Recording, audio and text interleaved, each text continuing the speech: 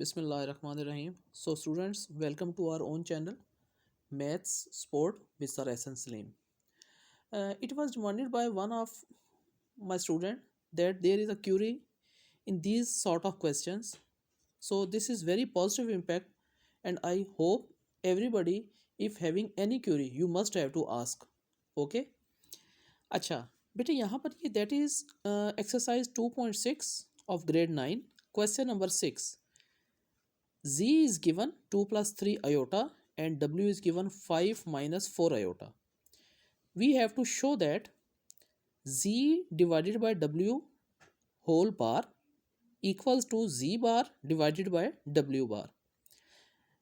Sorry बेटे, सबसे पहले इस तरह के क्वेश्चंस में जब आपके पास इक्वालिटी का साइन है, the best possible output should be you have to solve regarding left hand side and right hand side. पहले हम लेफ्ट हैंड साइड को प्रॉपरली सॉल्व करेंगे, राइट हैंड साइड को सॉल्व करेंगे, एंड एट द एंड अगर left hand side का accumulated answer right hand side के बराबर आ जाता है, means it is proved.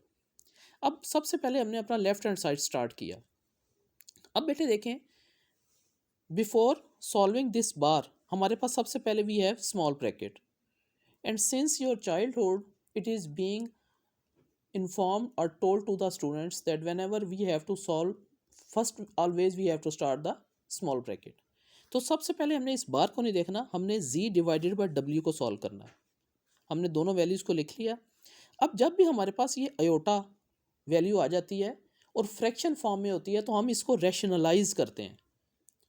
Aorta value normally fraction form में आ जाए तो हम ऐसे क्वेश्चंस को रैशनलाइज से सॉल्व करते हैं.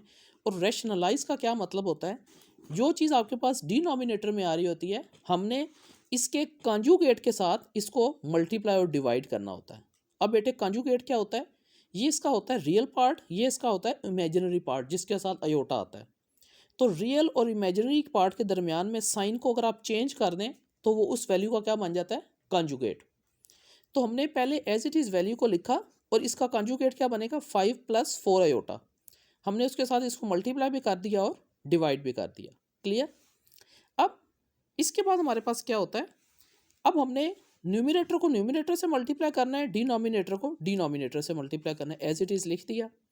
अब यहाँ पर 2 इन दोनों से मल्टीप्लाई हो रहा है, प्लस 3 अयोटा मल्टीप्लाई हो रहा है, और नीचे आपके पास फर्स्ट एलिमेंट सेम है, सेकंड सेम है, दरमियान में एक में माइनस और प्लस है. इट्स मीन a² - b² वाला फार्मूला एप्लीकेबल है. क्लियर. हमने इनको मल्टीप्लाई कर लिया 5². अब यहाँ पर बच्चे मिस्टेक करते हैं, इसका मतलब ये 4 का भी स्क्वायर है, अयोटा का भी स्क्वायर है. क्लियर. मैंने इसको सेपरेट करके लिख लिया. ऊपर हमने इनको मल्टीप्लाई कर लिया, 8 + 23 हो गए. अयोटा स्क्वायर की वैल्यू होती है -1. क्लियर. नीचे भी 4² 16, अयोटा स्क्वायर -1. इसको हमने सॉल्व किया तो माइनस माइनस प्लस हो गया, ये 23 है. ठीक है. अब इसको 10 - 12 -2 आ गया, -2 + 23 अयोटा डिवाइडेड बाय, इनको हमने ऐड किया तो इट विल बिकम 41. ये हमारे पास यहाँ तक आ गया. अब हमारे पास स्मॉल ब्रैकेट सॉल्व हो गई है. अब हमने असल में उसका क्या लेना था, बार. अब बार का बेटे ये मतलब होता है कि आपके पास जो भी आंसर है ना, तो आपने वही रियल और इमेजिनरी के दरमियान वाला जो साइन है उसका चेंज कर देना है. तो जब इसका मैंने बार लिया, ऊपर मैंने बार लगा दिया, तो -2 - 23 अयोटा बाय 41 हो गया. ये लेफ्ट हैंड साइड कंप्लीट हो गई. अब हमारा काम है राइट हैंड साइड को सॉल्व करना. सबसे पहले है जी बार. जी बार का मतलब है जी की वैल्यू लिखें, उसके ऊपर बार लगा दें. अब क्योंकि ये फ्रैक्शन फॉर्म में नहीं है ना, तो इसको यहीं पे हम कंजुगेट ले सकते हैं. अगर फ्रैक्शन में होता तो पहले हमने इसको रैशनलाइज करना था. क्लियर. हमने इसका बार लिया तो 2 - 3 अयोटा हो गया, और इसी तरह W का बार लिया तो 5 + 4 अयोटा हो गया. अब हमने इन दोनों को लिख लिया कि ये ऐसे. अब देखिए बिल्कुल इसकी यही फॉर्म बन गई है कि अयोटा आ रहा है और फ्रैक्शन बन गई है, तो इसका मतलब है डिनोमिनेटर के कंजुगेट्स मल्टीप्लाई और डिवाइड. ये 5 + 4 था तो 5 माइनस, और इससे हमने मल्टीप्लाई कर दिया. अगेन सेम स्टेप, न्यूमिनेटर से मल्टीप्लाई, डिनोमिनेटर से. ऊपर एज इट इज़ मल्टीप्लाई, नीचे फिर a² - b² वाला फार्मूला एप्लीकेबल है. क्लियर. यहाँ तक करने के बाद ये देखिए यहाँ तक हमने कर लिया, यहाँ माइनस और माइनस प्लस बन जाएगा. अब 10 - 12 -2 -23/41. अब ज़रा गौर से देखें कि आप देखें यहाँ पर आपके पास लेफ्ट हैंड साइड और राइट हैंड साइड का एग्जैक्ट आंसर आ रहा है, तो इसका मतलब हमारा क्वेश्चन वेरीफाइड हो गया। एट द एंड आप क्या लिख सकते हो, hence left hand side equals to right hand side. तो ये आपका क्वेश्चन कंप्लीट हो गया।